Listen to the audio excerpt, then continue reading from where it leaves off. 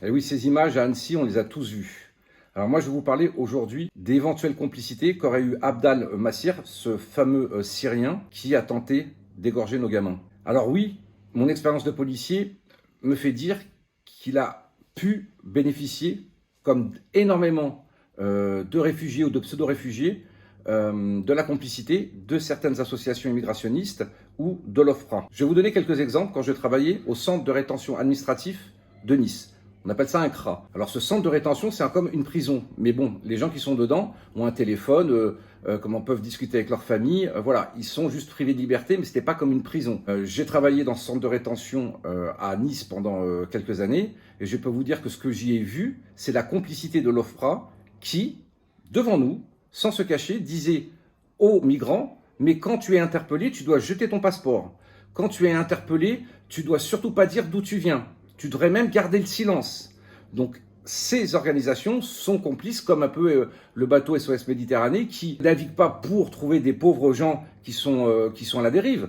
C'est une association qui va aller chercher, qui les pousse à prendre l'eau, et donc finalement, qui est responsable de tant de morts dans la Méditerranée. Et bien là, c'est pareil. Ce genre d'association, dont j'ai été le témoin de faits dans le centre de rétention administrative de Nice, où il disait carrément, jette tes papiers, y a des voies de recours, on va t'expliquer comment il faut faire, surtout refuse de rentrer dans l'avion, crie, débat-toi, des choses comme ça. On va revenir sur Abdel Massir, donc ce Syrien qui a tenté d'égorger nos gamins. Il a pénétré en France alors qu'il avait réussi à avoir l'asile politique en Suède. Donc, il a forcément rempli ce papier donc de l'OFPRA. Sachez que ce document, en général, l'OFPRA ou des associations vous aident à le monter. Et donc forcément, cette personne, cette crapule, a forcément fait un faux. C'est-à-dire qu'il a donné des mauvaises informations à la France pour essayer d'avoir l'asile une seconde fois. Parce qu'il était en Suède, il était marié, il avait des gamins.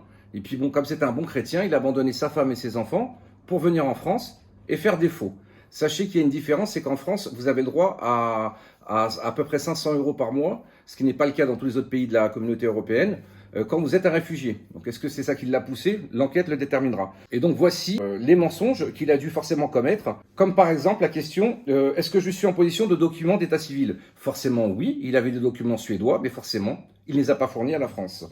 On lui pose des questions aussi sur est-il divorcé, est-il séparé, a-t-il des enfants? Il a forcément répondu non. Il ne pouvait pas dire qu'il avait une femme et des enfants en Suède, forcément. Donc il a menti. Et il a menti sur pas mal de choses dans ce formulaire pour obtenir l'asile politique en France, alors qu'il l'avait déjà obtenu. Donc pouvons-nous nous poser cette question? S'il a menti à la France, à l'Italie et à la Suisse, et oui, il a aussi fait ses demandes dans d'autres pays. Donc il savait qu'il commettait une infraction, mais vous savez, les réfugiés, quand ils commettent des infractions, là c'est un faux usage de faux, lui ne sera pas poursuivi. Hein. Par contre, vous, si vous avez ce genre de problème, ne vous inquiétez pas, qu'on ne vous fera pas de cadeau. Ce que je trouve normal d'ailleurs. Donc, faux usage de faux. Donc, la question à se poser, est-ce qu'une association a aidé Abdel Massir à faire des faux, à faire des fausses déclarations pour rester en France? Alors, pour confirmer mon témoignage sur ces associations qui sont subventionnés avec notre argent. Hein. Ce sont des millions d'euros qu'on donne à ces associations pour dire, et pour tricher, pour dire aux clandestins, tricher, mentez sur les papiers que vous remplissez. Et j'en ai été le témoin. Pour apporter encore plus d'arguments à mon témoignage que j'ai vécu donc au centre de rétention de Nice.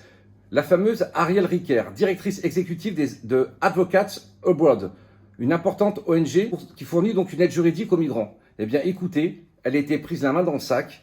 Elle a fait rentrer plus de 15 000 migrants en disant, je cite, « Je leur dis que c'est de la comédie. Tout cela, c'est de la comédie. Pour qu'ils réussissent, ils doivent jouer le rôle de théâtre. Se faire passer soit pour des homosexuels, soit pour des chrétiens d'Orient qui sont persécutés. » Donc, il faudrait poursuivre ces organisations, ces personnes qui font des faux, usage de faux, et qui donc font entrer d'éventuels terroristes.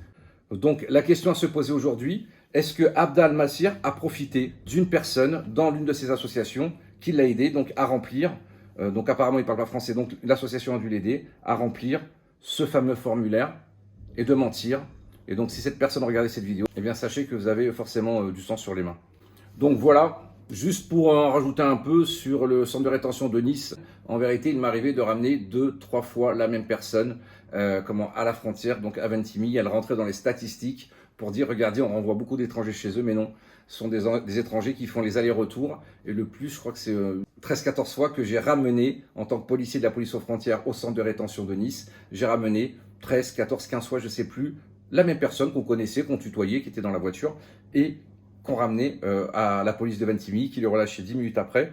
Il leur arrivait même de nous demander si on pouvait les ramener en France. Voilà, j'espère qu'une enquête sera ouverte pour savoir si Abdelmassir donc, a eu une complicité et est-ce qu'il a aussi menti aux Suédois en leur disant que c'était un chrétien d'Orient persécuté, vu de la façon qu'il tenait son couteau.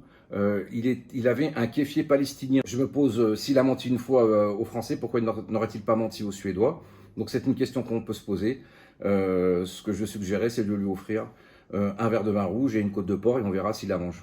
Voilà, il ne faut pas faire de cadeaux à ces gens qui massacrent nos enfants. Et bien sûr, fier d'être flic. Je vous demande vraiment de vous abonner au compte Twitter, au compte TikTok ou sur la chaîne YouTube Touche pas mon flic. Pourquoi? Tout simplement, ça nous donne de la visibilité. Avec cette visibilité, on peut dénoncer ce qu'il se passe. Et avec mon expérience de policier, de syndicaliste policier, je peux vous donner des informations qu'hélas, personne ne vous donne.